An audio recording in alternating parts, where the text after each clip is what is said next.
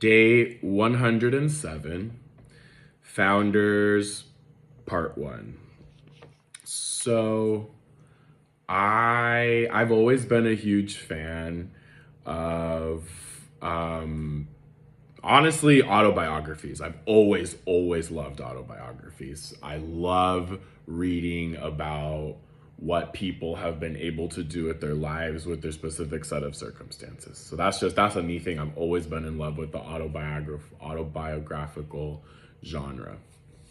I think as business owners, we can benefit largely and greatly from the stories of other entrepreneurs.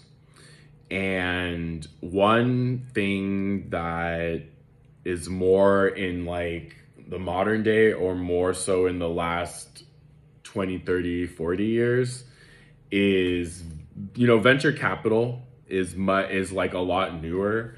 And what I'm getting at is that even though the stories of the founders of venture capital or these large corporations, venture capital backed companies or invested companies, that's quite different from a mom and pop business, a starting a business as yourself, even a service-based business.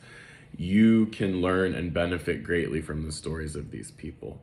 So in this first one, I actually want to talk about three entrepreneurs, three CEOs, I should say, that I've used their products at different times in my businesses, and they've either been very great products or softwares, or for lack of a better term, let's just leave it to that. So the first one I want to talk about is Brad Baxter of a product known as Litter Robot.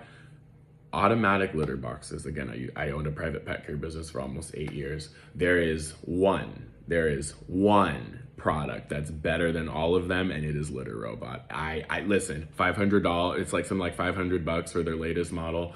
I promise you people, it is worth every penny. Litter Robot is such a well-designed genius product. Like, I'm not even going to spend much more time talking about it because this entire video is going to be about Litter Robot. One thing that really spoke to me about Litter Robot is that their rise was very, very, like, it wasn't exponential. It was very, like, for lack of a better term, almost like reasonable, like very, I'm not thinking of the right term, but because of that, not only did this guy end up owning the majority of his company, like he didn't give up huge chunks of his company away like some of these other companies have did, but something that really spoke to me was that he came from a car background. He wasn't a mechanic. I want to say he was some kind of product engineer, but he knew cars, which if you know anything about the Litter Robot, makes a lot of sense because it's a very high tech, honestly just a genius product that does something as simple as changing your cat's litter, which is an everyday thing. So huge fan of the product, huge fan of the story. Second one I want to talk about is Stephen Kaufer of TripAdvisor. TripAdvisor, which owns Viator, Expedia is, I don't know if they're part of the same umbrella, but they're like, it's in similar, very, very similar spaces.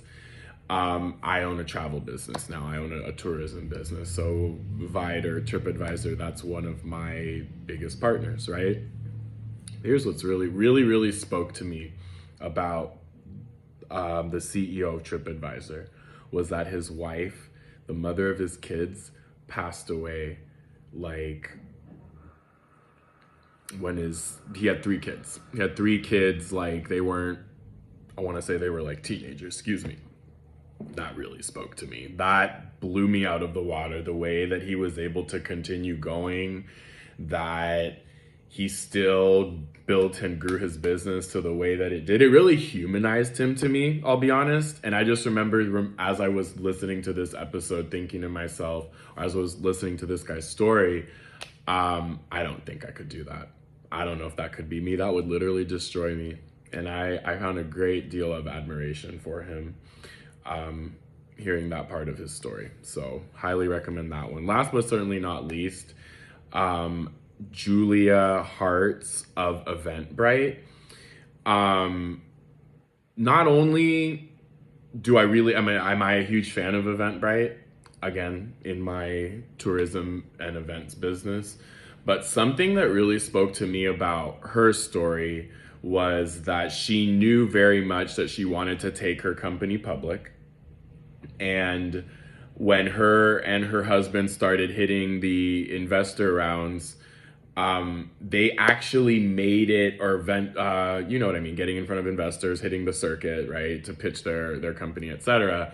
Her and her husband were very upfront about the fact that they were a married couple, and they just kind of approached the elephant in the room, which I learned is not something that investors typically want. That's not very favorable to invest in a married couple owned business. So I did find that very interesting. Really spoke to me, for lack of a better term. So those are three founders that I would encourage you to check out in this one, Founders Part 1.